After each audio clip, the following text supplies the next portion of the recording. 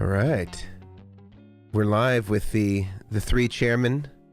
Board meeting is in session. Hello. And, we got, of course, Brian Omilion, Grant Klassen. Hello. And Hello. And me. And you can just see my name in the corner, I guess. I don't want to talk about myself. But Brian, you're gonna lead us today. Yeah. What are we talking about? Let's go. All right. So today we're talking about switchers. I mean, it's the most common thing I think we all kind of experience on a lot of boards is switchers, and the most common question I get is, which switcher do I buy, really? So it's gonna be cool. I made some charts for anyone that's on YouTube to see it, so you can see these beautiful last minute charts I made at midnight last night of just some different switching. Hey, I mean, my kids, they keep us up on that, so I was up making them, and I just want people to see that there's different options and pricing and features, and it all kind of depends on their system. So I'm excited to get your guys' input, and I know you guys, we all have our own kind of like we all specialize in different types of switchers. Like I do more of the RJM. Like I'm excited to hear what you guys are thinking. So I'm going to share my screen and we'll just kind of just chat. Actually, before that, I want to see what are your guys' top 2 favorite switchers. I'm curious. Mason, come on, man. Oh yeah, Mason, let's go. I'd say RJM and Musicom Lab are the 2 best switchers in my opinion. Okay. Grant? If it was for my personal rig, then I would absolutely go with something like an RJM. But I also just like, if I was going to go a totally different direction, this may come up later, it may not, something like a Loopmaster. Just the simplest, bare bones, true bypass switcher you can get. But it depends on context, which I know you'll take us to later, Brian. So I go RJM on one end of the spectrum, Loopmaster on another. Okay, I agree with you. Because you like the cowboy on the Loopmaster, he's got his lasso. I'm a Western fan, man. I mean, everything about me screams Western. Like, I'm John Wayne. So, yeah, you absolutely nailed it. No, I agree completely. I think when it comes down to it, it's like people look at switchers and they kind of get intimidated, honestly, because you'll see some switchers like this one I have behind me. It's a PVC 10, multiple layers with one of your Vertex boards. Like, there's a lot of stuff going on, and it scares people. It really does. But then you get switchers. I have one around here. It's like the DPC Micro from Disaster Area, like little. It's compact, 3 loops. It's very simple, and it kind of, it does real basic stuff, but it still gets people the gain stacking because, like, they may want different stages of gain to pile on or whatever. But I think it would be interesting to hear your guys' approach to like how you determine like which switcher you're gonna like put on the board, because I get it all the time. They're like, I've been looking at switchers. I'm down between a Boss ES8, an RJM PBC 10, and a Gig Rig G3. And I always weigh the pros and cons, and obviously budget, that's a huge factor in it. But my go-to is always RJM, obviously, because I'm so fluent in it. It's just basic. But I'm kind of curious how Mason and Grant, you guys kind of get like you kind of determine, do you go off of specs, or you go? Obviously, we're all basing off of capability of loops and how many loops you need. But I'm just kind of curious, like if someone's like, oh yeah, I want these options. How you kind of determine like what your suggestions, even if it's not your top 2, like you may be like, oh, it's not my top 2, but this is a third choice I have, those kind of things. I think it's really important to just like, honestly, with any piece of gear, it's really important to just like take a step back, maybe a deep breath, maybe a sip of whiskey, and just ask yourself like, Yes. Why do I want this? Like, why do I want the G3? Why do I want a switcher in general? And is it because of the hype and you keep getting ads thrown at you because your best friend just got one, or because your, Guitar Hero the rig doctor plays one on one of his videos. Like, why do you want a switcher? And if it's not for a real practical reason and you're maybe just getting caught up, then I think it's really good to just ask yourself what benefits this will bring. Because there's a lot of guys, I mean, the thing I do the most, more than any setups, is I talk to people about their rigs. Like, I'll do rig consults.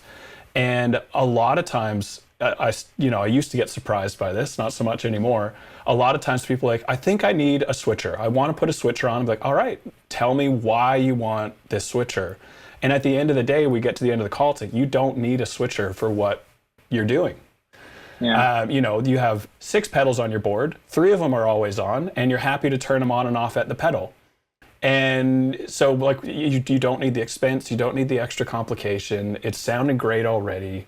And so I think really that's the first thing you really need to ask yourself is what will this allow you to do practically while you're playing, while you're setting up for a gig, and then look at specs after that. That's how I would love to approach it. I hate selling people on stuff just because they think they need it. It's better, in my opinion, it's better to try and dig down a little deeper and figure out what this will practically do. After that, specs, I mean, loops, some guys love loop reordering.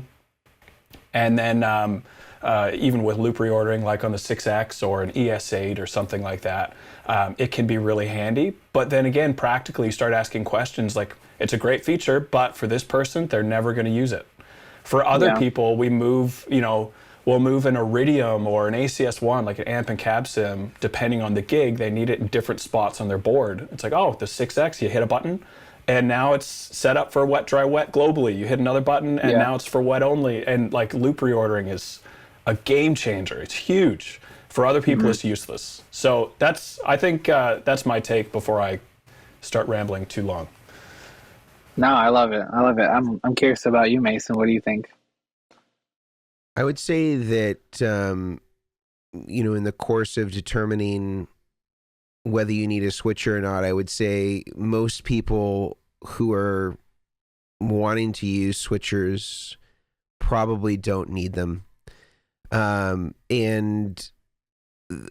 I think a lot of the things that the misconceptions or the preconceived notions are that a switcher is going to result in better overall tone because of the isolated loops. And I think to a degree that's true.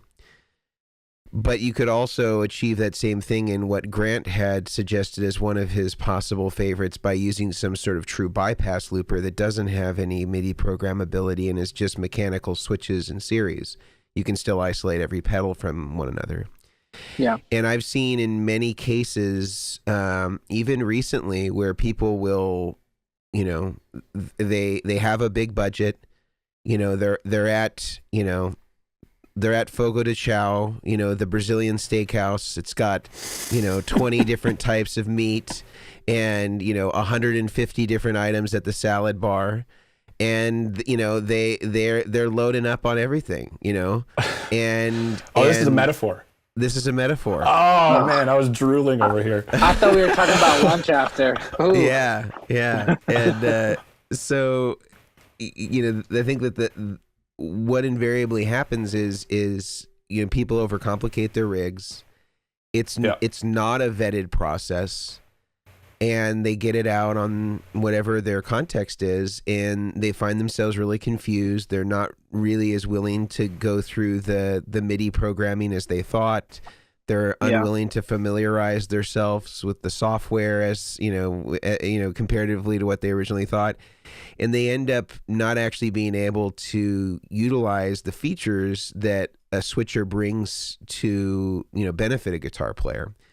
And so I really don't suggest that anybody get a switcher unless they've at least already dove into MIDI, or they've had some sort of switcher before, or they've used some sort of true bypass looper and they need those extra functions because they've already qualified themselves for that particular application. Somebody who's building their first pedal board and is diving into the deep end of the pool with a switcher, invariably most of those people are going to be disappointed. And really, I think the benefit of the switcher is primarily for people that are playing live, that they are playing, to a set list, that's really where I think the switcher becomes valuable, because you need to be able to call up a lot of dissimilar tones song to song. You can create programmable presets based on the song with specific BPMs. And the software and back end of a lot of these, like an RJM, is specifically designed for that sort of application. And so if you're using it for just playing at home, it's not really that valuable. And I think we can see that even in a professional context, guys that are session musicians, say, a Tim Pierce or a Tom Bukovac, or, fill in the blank session musician that's playing on tons of hit records. Most of those guys don't use switchers because there's not enough consistency amongst the type of sounds that they need to create in order to necessitate a switcher, because, they're doing a record for Maren Morris, and that's one particular sound. They go and turn around the next week and they're doing, a Keith Urban record with Dan Huff, and it's a completely different sound that they need, and so if and those rigs sound great, and nobody would ever accuse those guys of having bad tone, and almost none of them use switchers.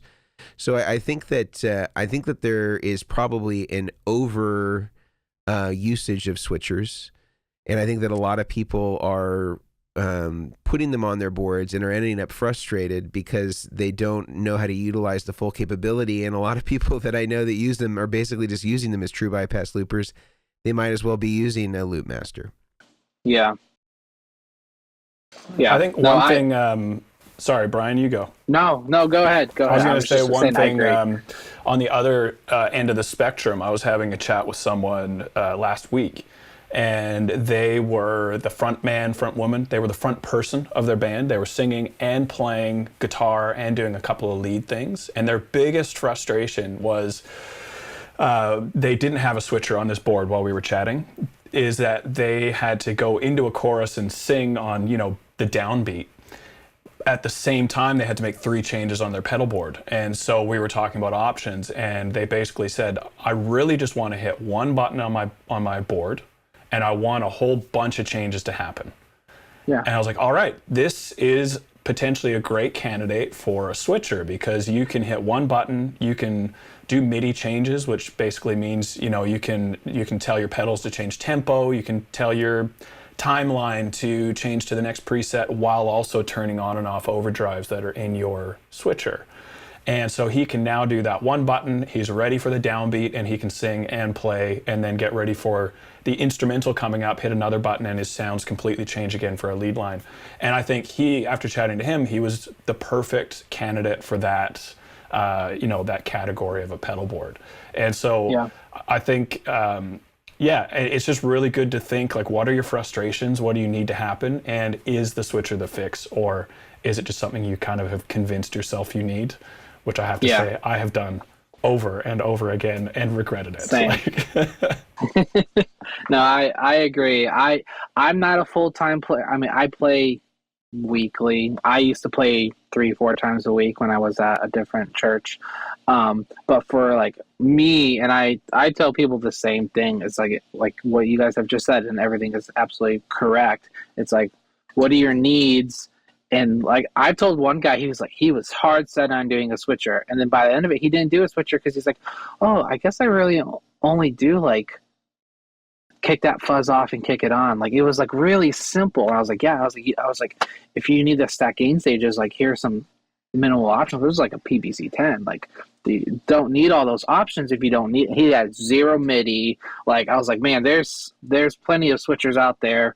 Even like the QSAC, like the Tamer, like those, like those systems. There's a great systems. They don't have MIDI. There's a reason. I mean, like the Hillsong guys, obviously, Grant, you know of that. Like those guys use Michael Guy Chisholm. They use the big ones, the Tamer, the 10s or whatever, and like those are doing the different types of stacking that they need. But it's not getting into all that crazy MIDI, all those changes. Because I have a PVC 10.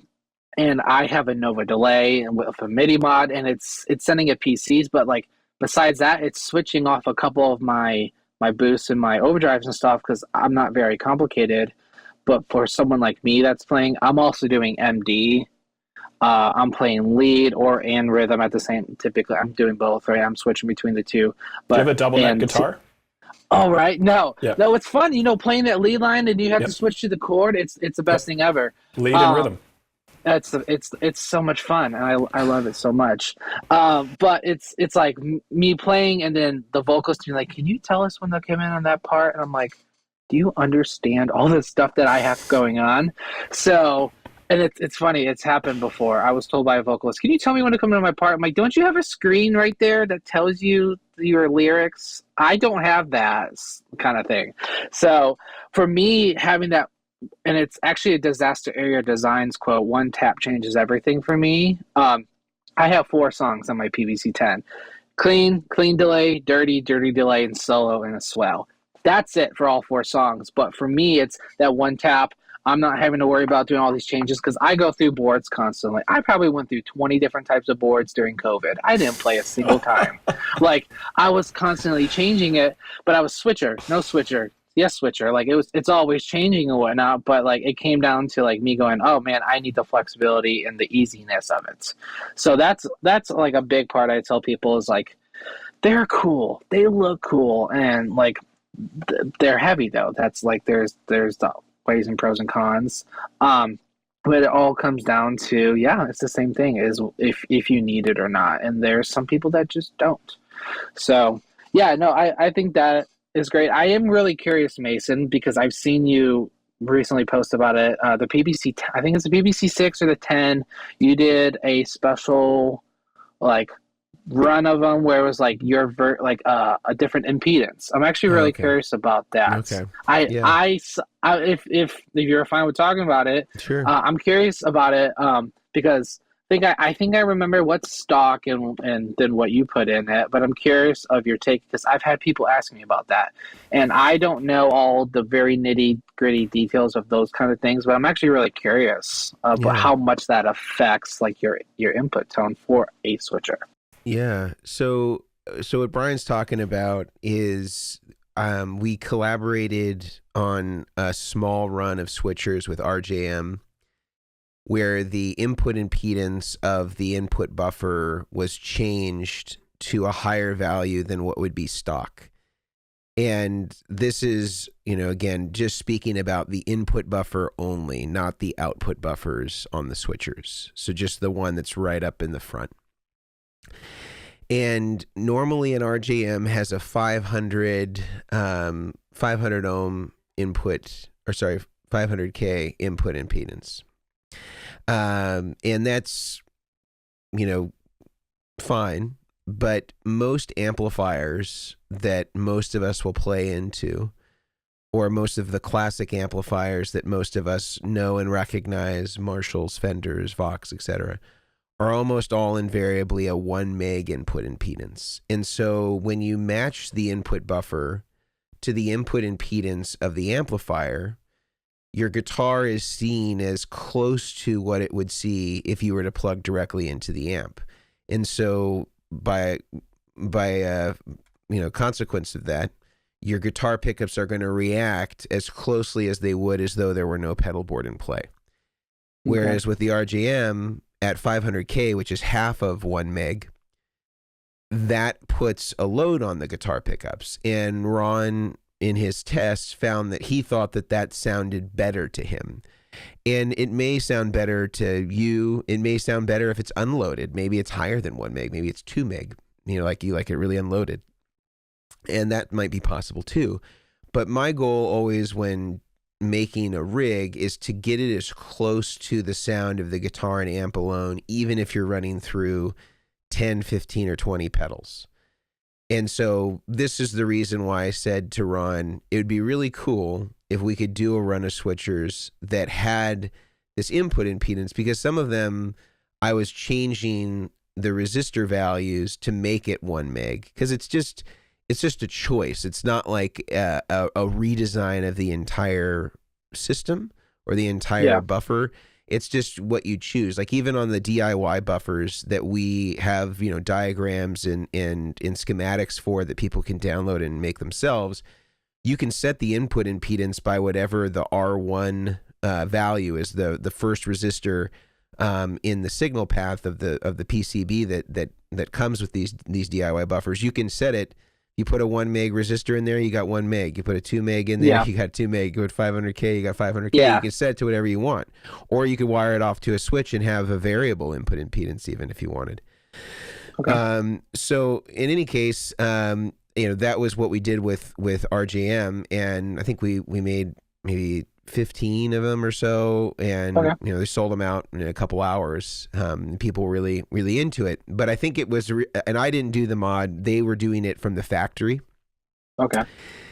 And I think it was a pain in the butt though, and they never wanted to do it again. Because I also think from their customer standpoint, it's distracting if there's like more than one option, and from a manufacturing standpoint, I think it's kind of a hassle to have to like separate a certain number of them from every run and then do this change, and it's sort of just like an extra step that's not really part of their process. So I could understand their reasoning for not doing it, but that would be the one thing that I would say about the RJM. For all the things that it's really great at, I think that it would actually be more neutral if the input impedance was at 1 meg, because again, there's no amps out there that have a 500K input impedance, except for maybe some of the older Gibson amps had a 500K input impedance, but for the most part, it's all 1 meg.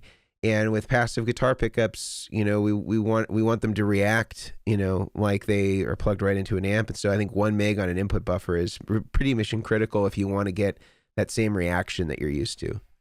Gotcha. I'm trying to recall back from one of your videos. Did you say the Musicom series has like an input that is closer to that? Yeah, the Musicom Lab, some of the early ones were actually unloaded. They were like 2.2 meg. Okay. So about double, so like RJM is half of what most amplifiers are. For a while, the Musicom was double, and then the latest versions are all 1 meg and 100 ohm output impedance. So that's kind of the goal. If you're looking for a high quality buffer, whether it's in a switcher, whether it's a standalone, you want 1 meg on the input and 100 ohms on the output, or as close to zero. I think some people get confused because they go, well, my buffer's 1K, so that's better, right? Because it's more than 100. And it's like, the further it gets away from zero, the worse it is. The worse it is at driving capacitance on the output. So like a Boss buffer, usually those are 1K on the output. Those are not so good at driving long lines. Closer to zero, the better it is at driving longer lines and more capacitance on the output. Gotcha. Yeah. No, that makes perfect sense. I remember seeing it coming out, and I was like, "Oh, that's really cool." But I only saw a limited run, so I wasn't. Yeah, I don't know that it will be made again. I think it was a headache. I mean, I'm grateful for them for doing it. It was really cool, and I know people really dug it. But I could also understand why they wouldn't want to continue doing it, because having to pivot away from your normal processes is a pain in the butt. Yeah. No, I understand. Well, I'm gonna pull up this little graphic I made. Yeah, so let's talk about people who actually needs. If you're qualified for a switcher, what are we looking at?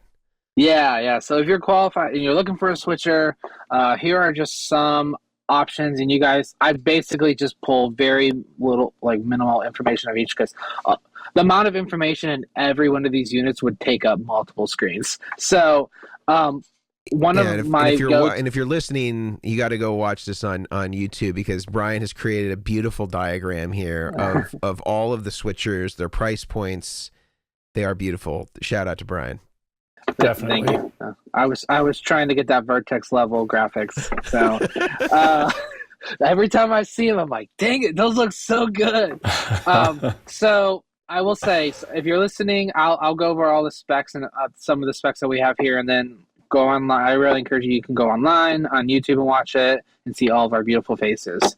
But so you got the DPC Micro. The great thing about the Micro is that it has 3 channels. There's actually 2 configurations. There's a switched and switchless version.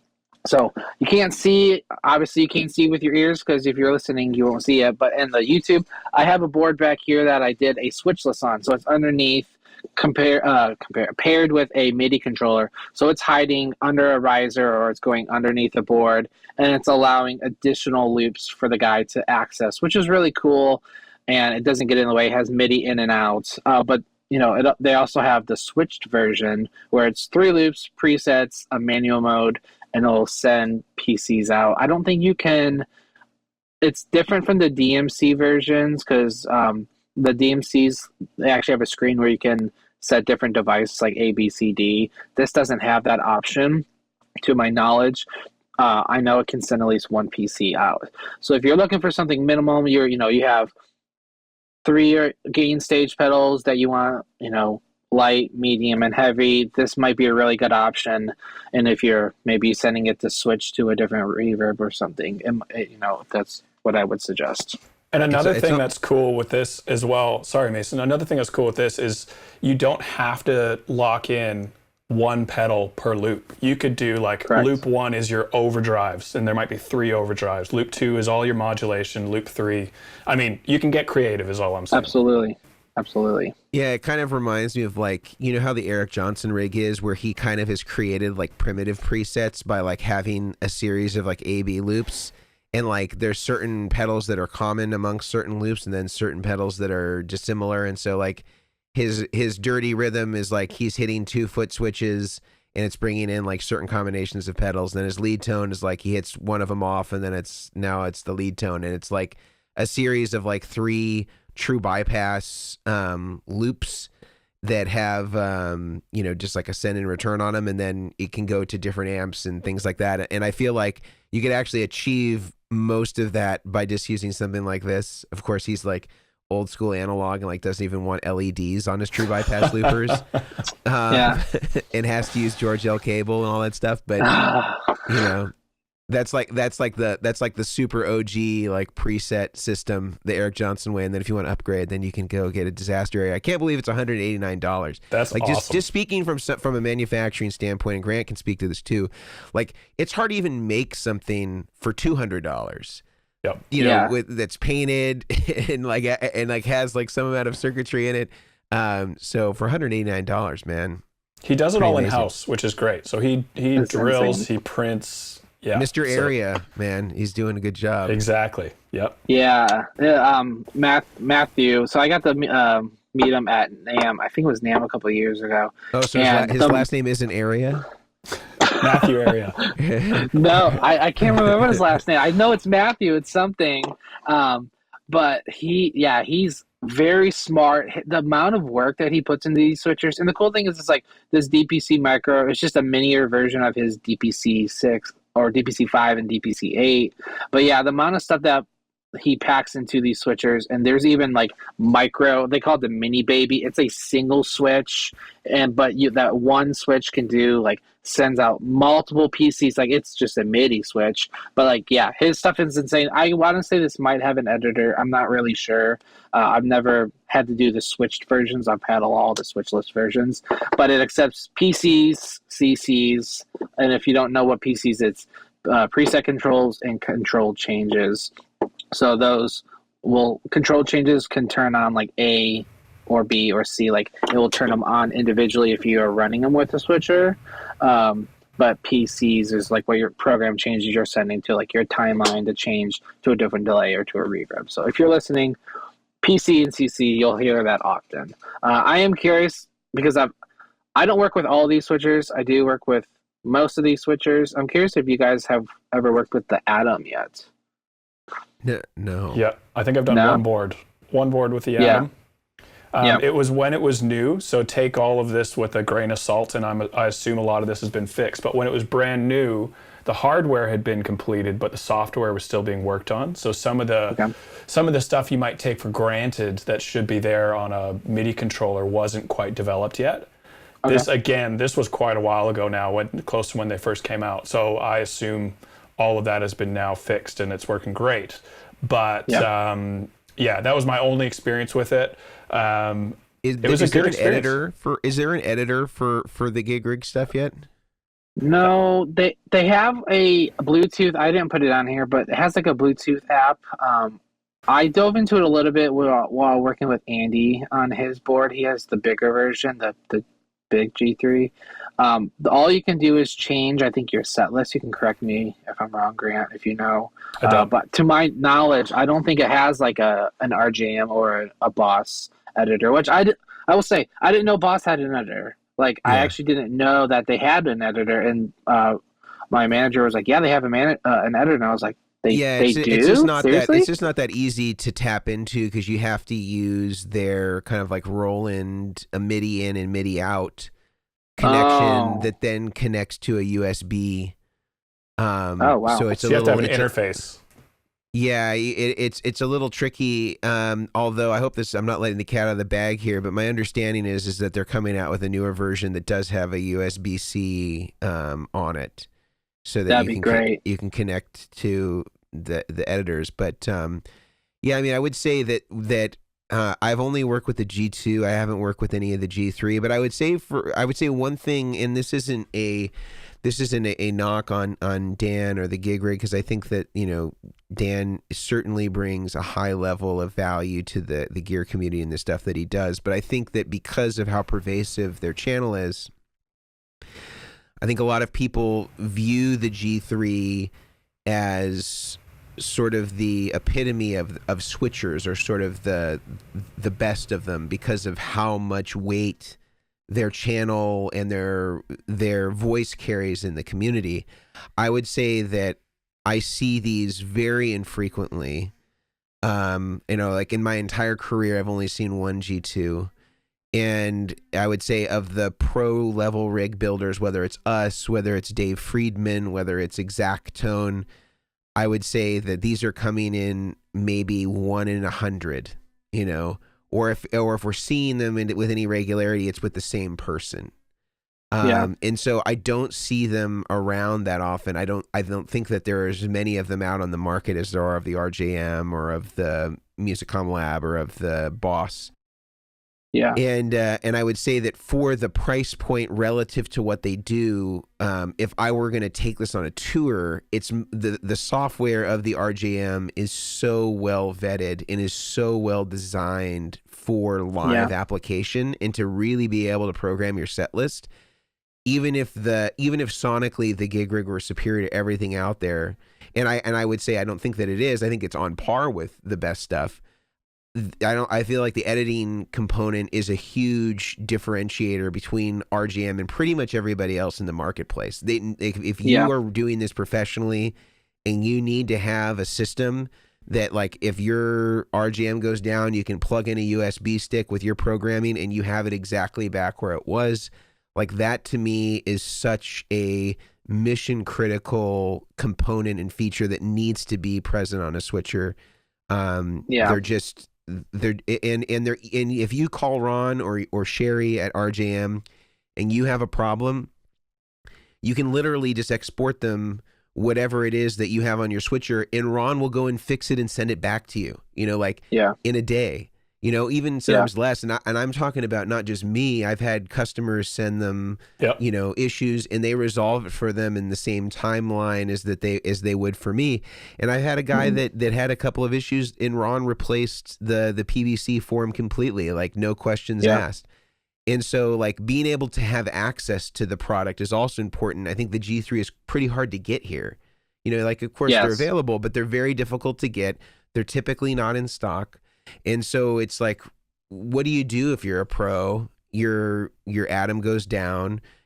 You have to reprogram the whole thing, I think, firstly, and then I think secondly, you'd have to figure out how to even get one. And so I think that these are concerns that I think are legitimate if you're a professional musician and you're depending upon this to make your living. And the other thing I will say, I tell guys this when we're talking switchers, no one values customer service until they need it. Right. And so when you're stuck or something's not going the way you want, or you're trying to troubleshoot, like, good luck getting a 1-day turnaround from Boss. Like, good luck getting quick answers but with someone like RJM, who's a smaller company but value customer service, it only means the world when you need it. And if you do, you're going to be glad that you made a decision that you know, helps facilitate that. And so I do think, don't underestimate customer service, or at least don't ignore it. Factor it in. Yeah. No, I agree. I will say one. I've had 2 of these units. I've had a couple of the G3s through, like I said, working with Andy. But, like, I think a big part that people don't ever really factor in, and it's pretty critical, especially with a board layout, is like the jacking on the back and I'm not knocking it. It's a great unit. It really is. I played through it. I've never really dived in. The whole just push, looking down and pushing a button and you can engage and build presets without having to go into submenus. That's really cool. And if you're a visual person that needs it right there, that's great. I'm a person that likes pages and those kind of things. So like the RJM I like. But like the jacks on the back, they're a lot tighter. They're the metal, I don't know what the correct term is, but they had the metal open frame jack. Yes. So, his might be like closed. I think they're closed. Like they're probably enclosed in the back, but they have the metal. Yeah. They have the metal nuts and bushings. Not like a Nutric, or Neutrik exactly. plastic. Yeah.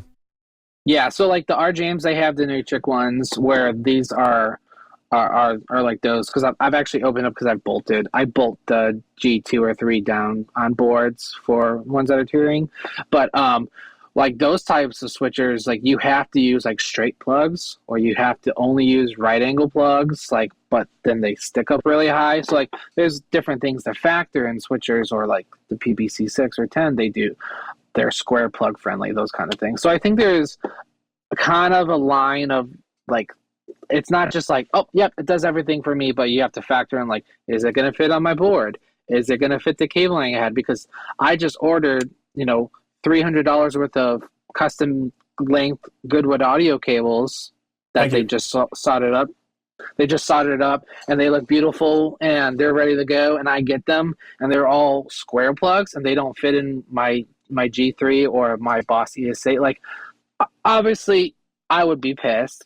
Mostly myself, because I didn't take the time to research it. And those little things, like, that's money, that's time, that's delay in you getting your stuff put together.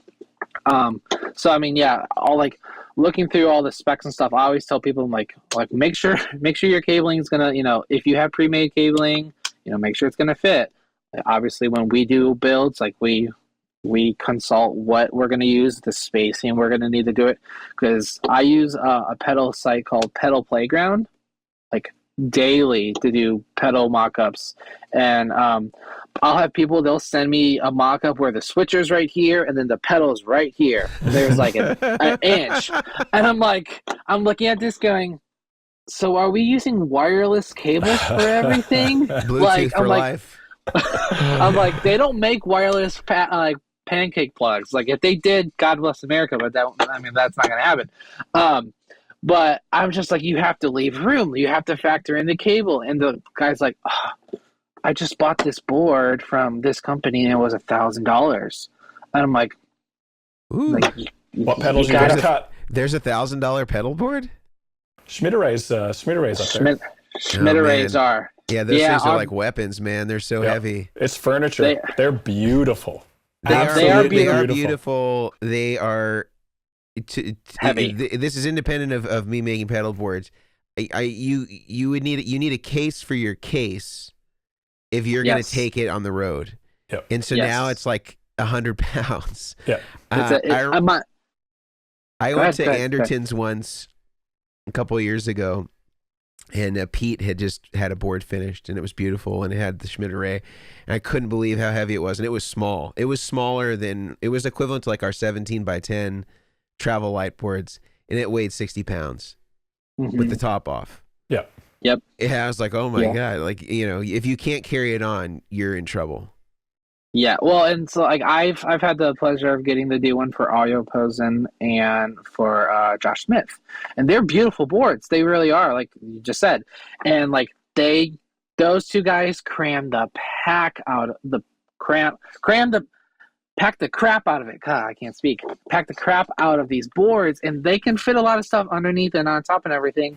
And before the lid put it on, I think I weighed it, and it was like 67 pounds for just the board. And putting the lid doesn't weigh a lot, but then like Josh, we packed it inside a Pelican case around pluck and pull foam and sent it to him. And I think he's on tour with Joe Bonamassa right now with his bigger board, which also goes into a Pelican case. And I always recommend people, like, if you have that stuff, if you can't carry that on, listen, I worked for an airline for 4 years. I know what they do to really heavy packages. I was never that guy because I was a nice kid growing up. But still, like they would throw the heavy stuff. That's just what they did. So I always tell people, I'm like, if you have a heavy board, you pack the inside with blankets and stuff so nothing moves around. But like those boards, yeah, they're heavy, they're beautiful, but that's one of those boards. Like my boss has it, and he has a PVC 6, and underneath he only has a timeline, and he's like, why is it tight? I'm like, well, when you did your mock-up, did you factor in cabling? No, I didn't think about that. Well, yeah, like there's those things you have to think about, because like pancake plugs will work, but like these are all straight plugs. Like we're gonna have to, and sometimes they're long straights or they're the shorties. So yeah, that's a big factor, is like looking at the specs. People will get bored by the specs, but that's a huge part of it, is looking at the specs, looking at the sizing of it, the depth of it, because it makes a difference. Like people are like, oh, it's only an inch wider. An inch wider makes a massive difference when it comes to like your setup, and the board might just be too short, and you might have to lose your 8th overdrive, to accommodate stuff. Don't tell me this, man. I have people, and I'm not knocking them. I have 2 overdrives. I have the KTR and the Mulholland drive, and then I have the Vertex Boost. First time in my life I've ever had 2 overdrives on my board. I usually only run 1. I had one guy who goes, man, I'm getting a lot of noise from my board. And I'm like, really? I just did the play test and everything was fine. And he goes, yeah, when I stack my Brothers, my Golden Boy, my Kelly 76, my Boost, and my Fuzz, and another Boost, it gets really noisy. I'm like, well, it's going to get, that's typical. That's going to be noisy. So I wonder what his reference was, though, for noise, like before, like I remember I built a rig for a guy that had only used like an Axe Effects before, and he had like a gate on perpetually. And then when he went to like pedals, he's like, man, these pedals are so noisy, like compared to my Axe Effects. And I was like, well, send me like a snapshot of the, the Axe Effects on, in the software. And he had like a noise gate around, everything except just time-based stuff. And I was like, yeah, like, of course, you have a noise gate going on everything. So I think the reference point for people needs to be, clarified, like what noise comparatively to what, like you gotta have a reference point for what 60 cycle hum sounds like, what a tube amplifier noise floor sounds like, what an overdrive standard noise floor. One pedal though I do want to talk, or one switcher I want to talk about on here that we haven't really touched on too much before we get to, because I think you had another one of the bigger guys, right? These are all sort of like smaller switchers. For those that can't see, these are kind of like 3 to 7 loop version switchers. Yep. The Boss ES5, I think for the money, unquestionably is one of the best ones out there, because it's got the reorderable loops. The buffers are not that good, but you can bypass those and use your own external buffers. And some people gave it some crap for saying it wasn't that clean and affected the tone. I haven't found that to be true on these. I found it to be pretty good, especially if you're using external buffers, or at the very least turning off the output buffer. The input buffer is 1 meg. It doesn't have particularly great output impedance, but presumably you're going to be running into a pedal right away, so it's probably not going to be that critical. But I think that those are really good switchers for the money.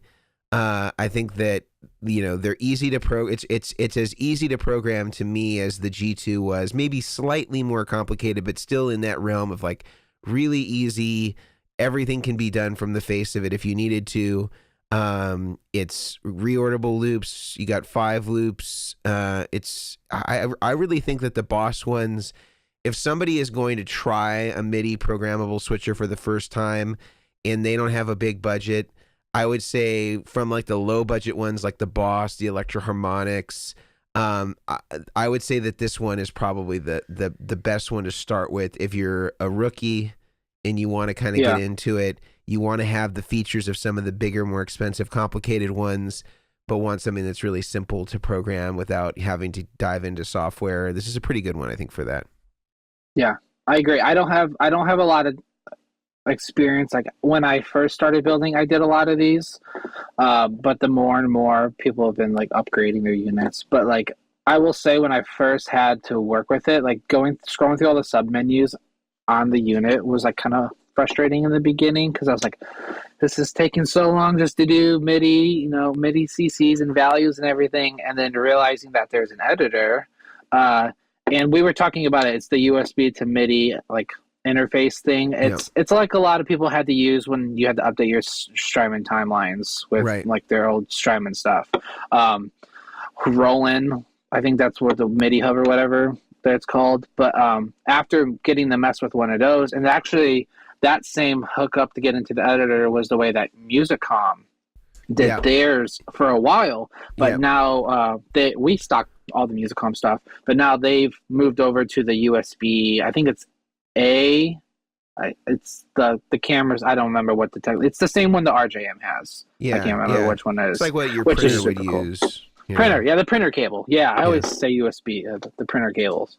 But I like for 454, getting those presets and it's sending all those same. Granted, you don't get the customization of the different pages, which is fine. But some people don't want that. They want just preset mode, manual mode. I think it's a great switcher. You don't get too complicated. Yeah. You want to move to the big boys? Let's go. Yeah. Obviously, looking at this, we all know about the PVC-6 because we all rant and rave about it. Yeah. It's let great. me try to. Let me. And Musicom also has I think a 6 or EFX LE something. They have one that's in that realm too, which is also a good one. Yeah. They have some other one. Oh, I think I clicked the wrong one. Let me find it. No, I thought I clicked it. Is there a way? The one I'm clicking on, it keeps going to the wrong one. Let's see. I might be able to. If you, why don't you send it to me, Brian, and I can see if I can bring it up. Just if you have the ability to just text it to me, I'll throw it up on the screen. I have like your computer screenshots, but it's not quite as cool as the real. Yeah, I don't know why it's, like I said, this whole screen sharing thing is so new for me. It's all good. Okay, I'm going to go to our little text group. And, all right, here it is. All right, let's see if you can share it. Let me know. All right, I'm going to pull it up. I see it. It's beautiful. Thank you. Let me go to screen share. And, all right. Maybe I should have tested this one earlier. Here we go. Can you see it? There we go. Yeah. I see it. There we go. So we got the ES8. Got the Musicom Lab. Mm-hmm. Then we got the G3 and the PVC and the PVC-10. And I will say, these are not the only switchers. A big part is I could go pages and pages and pages of this stuff. Right. But I needed to go to sleep. You left off the crocodile tail loop from One Control. From one loop? From One Control, yes. Okay, so that was one of the ones I actually have it on a build over here that I did it for. And the cool thing about their stuff is they have little 1 series boxes. It's tiny, and I'll run over there and grab it in a second. But it's a single box. Screw it. I'm gonna grab it. I'm gonna talk and walk. Do it. It's a It's a single box, and it's made by One Control, and it's actually really, really handy because it's designed by One Control with Josh Smith. Actually, I'm back, and it's tiny, so it's just a little box that they did where it can be mono input, mono output. Sorry, I found the camera.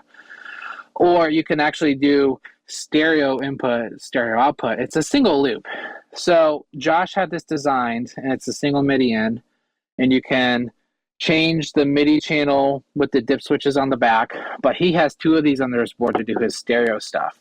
So they started coming with all these little utility boxes and all these small little 1 switch loops, which are really cool. But then just real quick, Brian, so it's clear to somebody who's listening. So it's basically like it's like the loop.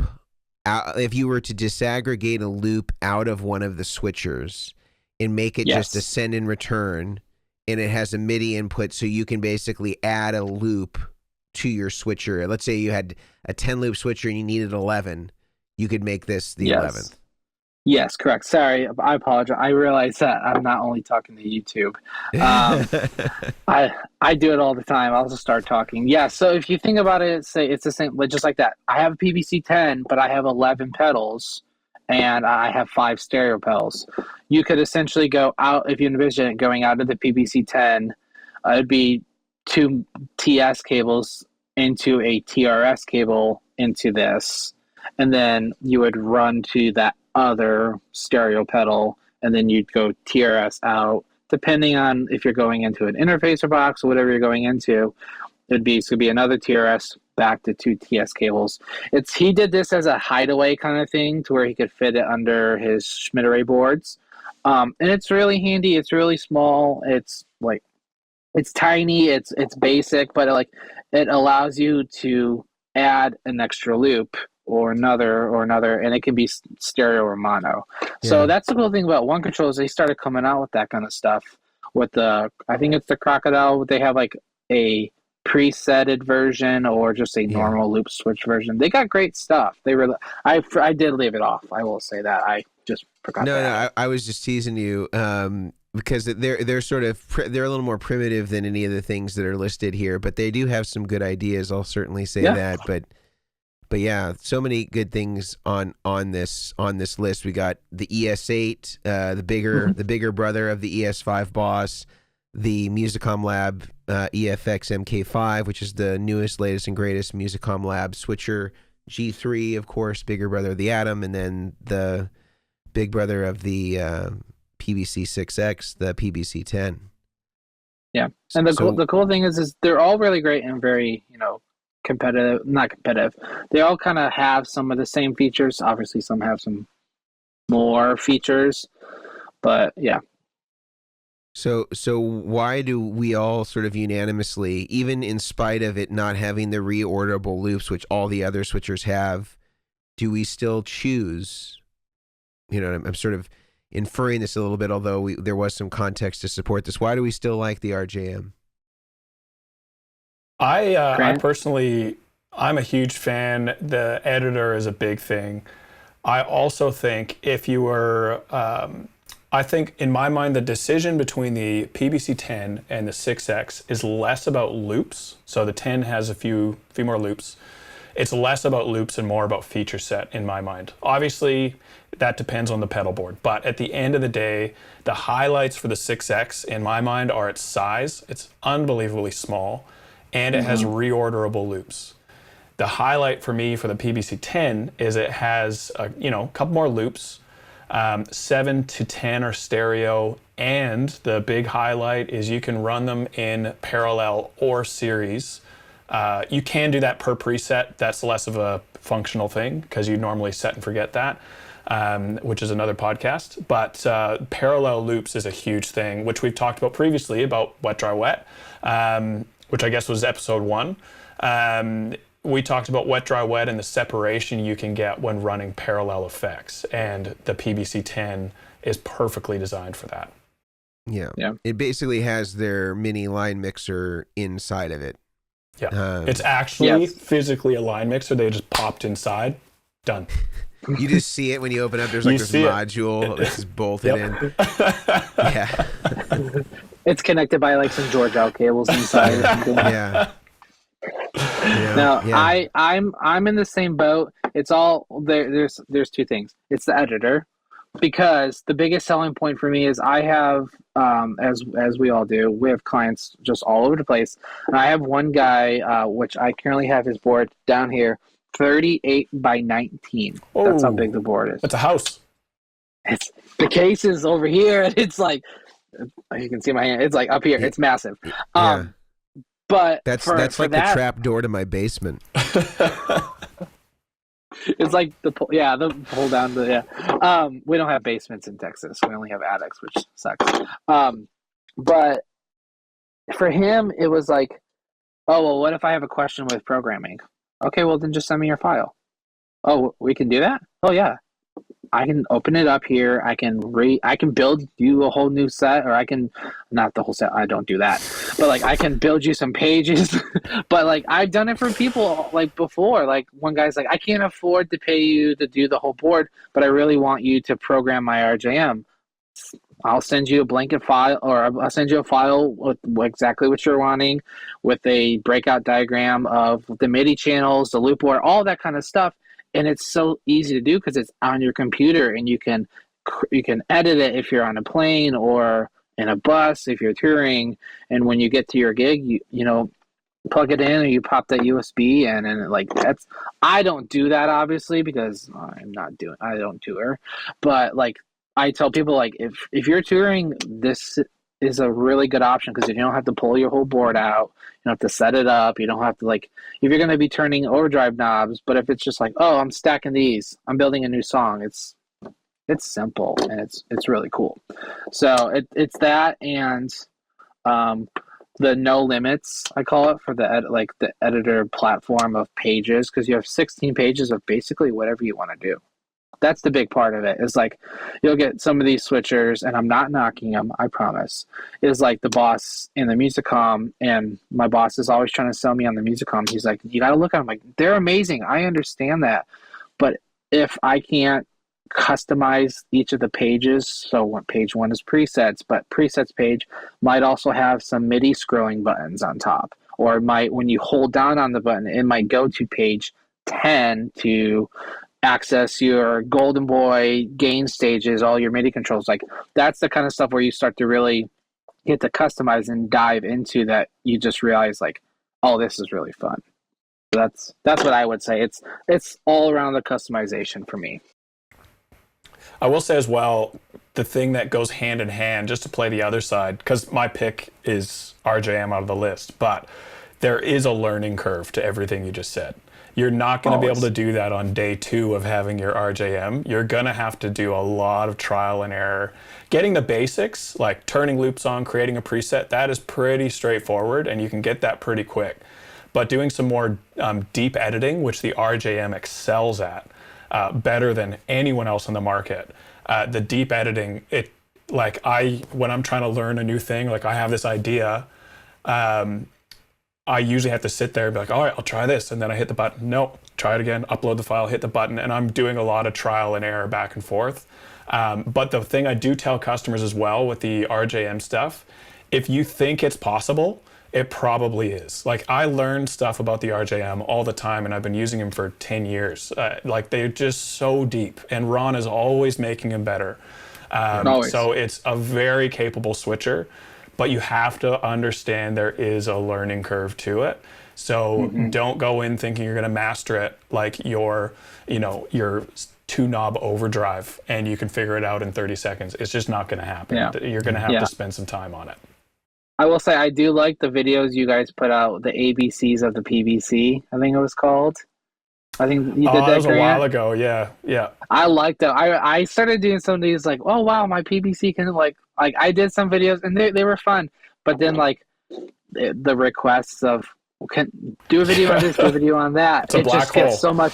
It's just never ending. It's like, can you do a video on this? And I'm like, I can. That's a lot of work to show how to do one thing. Yeah. But I like it how you guys like did snapshots of how to do things, and it was like critical things. I agree.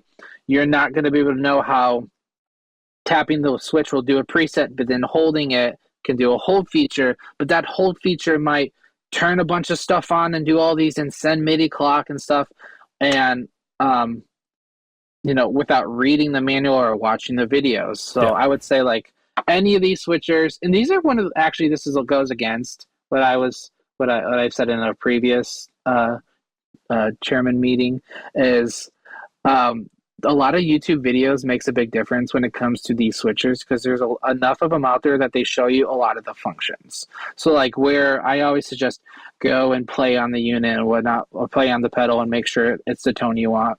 You can still do that with switching systems. It's a little bit more harder. Like, if a guy comes here and says, I want to play around with a PVC 10, I'm like, well, I can show it to you and you can press the switches and navigate. But like plugging in pedals, like that's a whole different game. Go on YouTube, search PPC 10 or ES8 or G3 or Mark 5 or whatever you want to, and watch. It may be a video from a couple years ago, but it shows that person utilizing it and how they utilized it. Even Jeffrey Cundy, when he used to have the disaster area stuff, you guys have did the boards for on the DPC8s and DMC8s and stuff, like those types of switches. Like you can go and see past people and how they used it and kind of go, oh yeah, I can do that, or that kind of thing. So I said, switchers, you can kind of go online and by watching videos get a gist. And that's typically how I started out. Like, oh yeah, that makes sense. I think I can figure it out, and then kind of go from there. But yeah. I will just say one more quick thing. I don't want to spend a lot of time here because I know we're coming towards the end here, but one company that has not come up that has done an incredible job on UX, like the user interface and stuff, is Morningstar. And so they do kind of a combo. You can buy a MIDI controller and a separate switcher that the MIDI controller talks to. But as far as a first MIDI controller, if you're getting into MIDI and switchers and stuff, they have a great editor. They have a good app, and it's simple to use if it's your first time. Not nearly as deep as what some of the other, especially RJM, can do, but they've done a great job as well. So just worth mentioning, since we're on the topic, is Morningstar's. They also do some really interesting stuff. I will say with the Morningstars, if you're listening or watching, a Morningstar, the MC3, 6, or 8, they're all MIDI controllers. So if you're planning on getting one of those, which I highly recommend, they're great units. I've done plenty of them on boards, is you have to have, if you're going to run it with a bunch of overdrives, you need to get like their ML5 or the RGM, the Effects Gizmo, or the Meg X, or you have to get like the Voodoo Lab Hex, something that can, or the Atom. I think the Gig Rig has like some kind of Atom extension or whatever. Module or something like that. Yeah. Yeah. So like, you have to get something, or like the rack gizmo. Like you could do a rack if you're going to do a rack, and you could get like the gizmo rack that they have from RJM. Like you have to get something to turn the loops on and off. If you have a board that's full of all MIDI pedals, plug it all in and then toggle messages on and off. But that's one thing to think about, is that on the back, it doesn't have physical loops. It's a MIDI controller with some output options. Like I think it's MIDI, 5-pin. I think there's a 1/4 inch and an 1/8 inch. Depends on the one you get. So the 6 has 2 quarters, and then I think the 8 has even more than that. It has more TRS outputs. Yep. And then the 3, the newest mini one, which is like the size of an iPhone, is like 1/8 inch. I think there's like 4 1/8 inch. I actually haven't had a 3 through, so I haven't seen it. But yeah, lots of options. I mean, there's so many different ways you can kind of go about these kind of switchers. But I would say, as we're wrapping up, do your research on the switchers. We say it every single time. It's the most important thing about like gear and your purchases and your money is doing the research, finding what you like. Sometimes what you like might not be the same thing your friend likes, but if it works for you and your rig, I would say get it. Do you guys have anything you would like to add before we end? Well, one just clarification on the Morningstar, if people are not watching this, is imagine that you were to take let's say the Boss or the Musicom Lab or any of these, you were to take the foot switches out separately from all the inputs and outputs, all the sends and returns. It's kind of what Morningstar is where all the sends and returns are one unit, so all of the jacks or the inputs and outputs, sends and returns, all the loops, and then their controller, the MIDI controller, is its own thing. So they basically disaggregated the two parts of the switcher and just made them into their own units. So if you have a hard time visualizing what that might look like, that's kind of what they're doing. The other thing that I wanted to just touch on really quickly before we complete is, the one difference between all of the larger switchers we have up on the screen here, between the PBC, which we all prefer, versus all the other ones, one of the biggest differences is that it doesn't have the reorderable loops.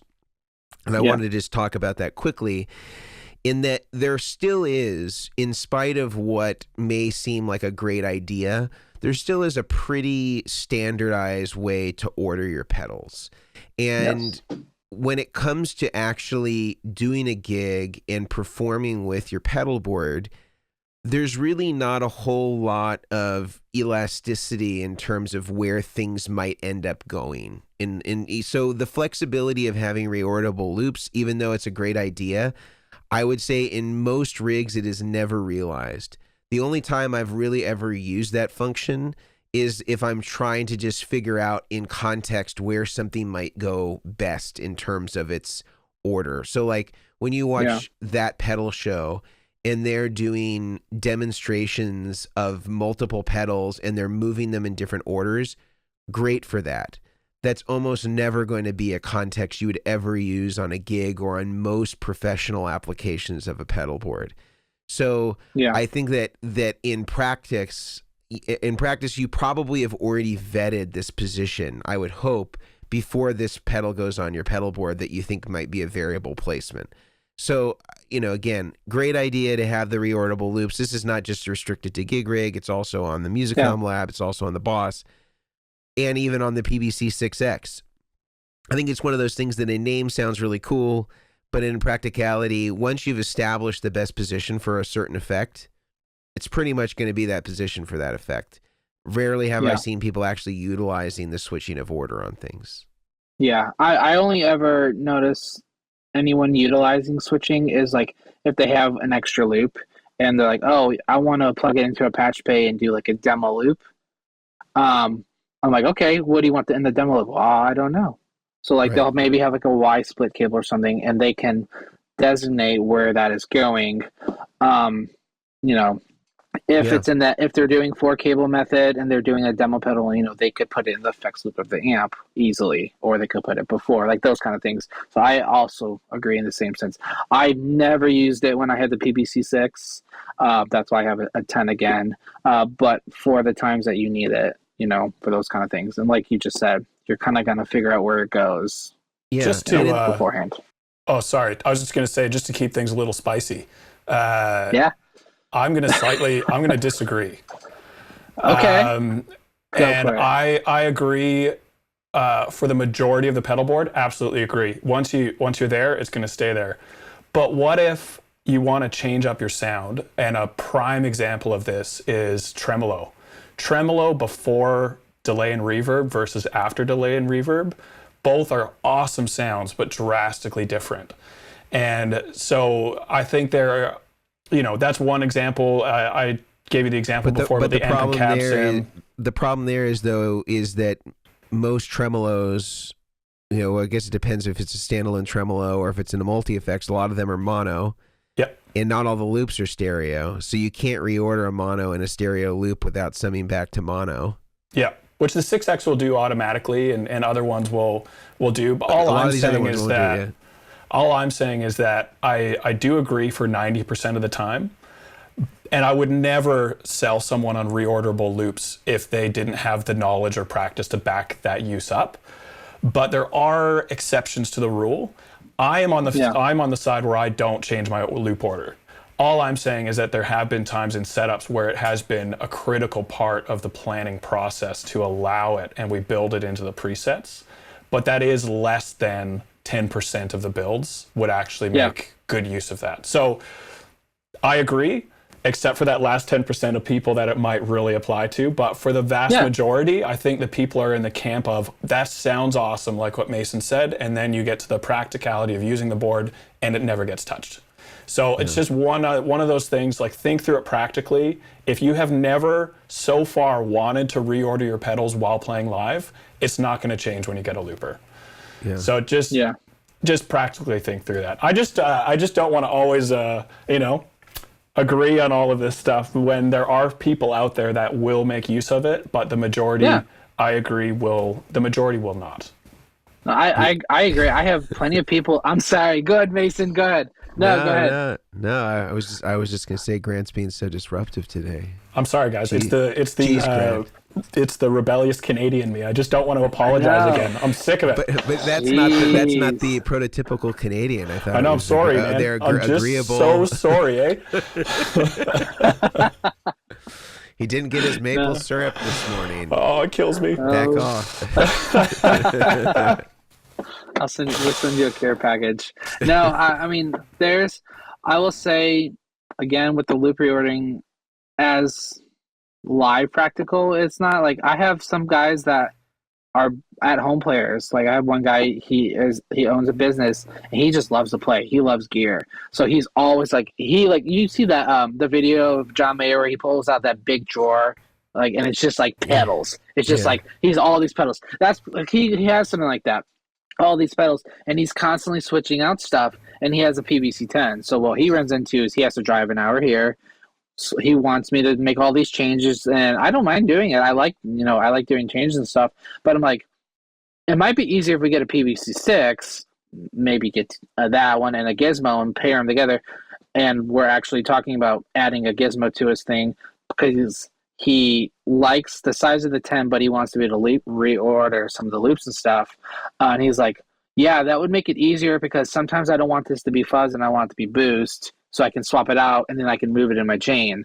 And he goes, I'm not playing anywhere, so it's not like that. It's just for me. So there may be some of those people that just like that stuff. So anyway, that's what I would say. So all right. So to summarize, to wrap up, our top two choices or top three choices, the Mountain Rushmore of switchers are what? Grant, what do you think? Well, I think we can all agree on the, if I had to pick a specific switcher, even within a company, I would personally pick the feature set of the 10 as my number one. And then I would probably go over to something like maybe an ES5 for number two. And I would still have something practical and simple. I'll change my other choice actually from Loopmaster to, you brought up the QSAC, the PBT series. They are unbelievable, and I totally forgot about them. So they would also be on the list as well. The PBT for a basic, I want to turn pedals on and off and maybe do basic one touch turns on multiple loops. They're awesome. So those would be my three. What do you say, Mason?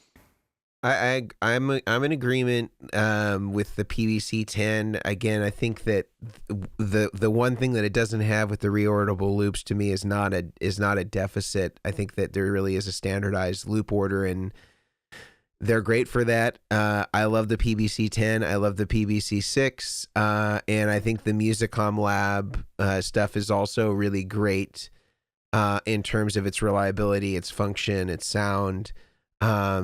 If you want kind of more of a mid-priced but a lot of options. And then I think the Boss, if you're on a budget, is really good for what it is. The buffers I think are the biggest deficit, and that's easy to bypass in the globals, and you can use your own buffers to supplement. And you can get those anywhere, which is nice if you ever have one go down. But again, the customer service element with RJM is superior. I mean, you hear back same day. And to get somebody that really knows the ins and outs of the product, you're talking to the guy that engineered it, that wrote the programming, that wrote all of the back end software. So it's a pretty incredible user experience, and it's a pretty incredible unit. Yeah, I agree. I'm full blown RJM. I love their stuff. So I would say the Did you get an PVC RJM 6 and 10. Honestly, wouldn't be surprised. No, I love the I've had the 10 and 6. I've had all their stuff. I would say the PVC 10. I love everything about the PVC 10. The size of it. I love I'm diving more into parallel and series for myself. So I would say that and the 6. They're both still at the top for me. But if I had to pick up a backup switcher for the price point and everything, I would pick the Musicom only because it's one of our other mostly top sold units we have, and because their editor is much newer now, that there's more options and stuff. Other than that, the third coming in very nice and close is the Disaster Area stuff. Like, he makes really good stuff, and it's simple, and they're compact, and they do time clocks and MIDI controllers and MIDI loop control. Like, they do a ton of stuff. So now we need to get a PBC hater on this podcast and just have a discussion. Let me just grab my boss. He loves the Musicom stuff. We need to get a gig rig enthusiast. That's what we need. We need a gig rig enthusiast, and we need to do some pros and cons, because people are going to get sick of us fanboying over RJM, even though it's for good reason, all the time, because it'd be interesting to see someone from the other side. Well, it would be. I think that the challenge would be is that there's not a lot of guys that are using them. So I think in a professional context, outside of going to the source, right, having Dan, we just get Dan. But I don't think Dan's using the RJM, so he's not, he doesn't have the experience of the alternative, so it's we're all in our own vacuums. I will say another big part about it is the RJM over the G2, and they're both great. I'm going to say it still, because they're great units. I have a G2 sitting down here on a shelf for a build, and they're great units. It's all about accessibility too, because I can get a PVC 10 in 2 days, but getting a gig rig, if they're not in the US, takes just much longer to get. So that's a big part of it too. How about this? If you're watching on YouTube and you think we are wrong, which is very possible, put the comments in the YouTube channel, and maybe we can open up a bit of a polite discourse of pros and cons. And I would actually love to hear someone fight for the gig rig, because it's not going to happen between the three of us. And so it would be interesting to see someone kind of give the other perspective. I would personally enjoy that. Talk us off the ledge on the software. Talk us off the ledge on the buffers. Talk us off the ledge on the... there's a lot of ledges. There's a lot of ledges to talk people off of. Yep. I got Omilion ledges, so I'm just... Well, gentlemen, chairman, all right.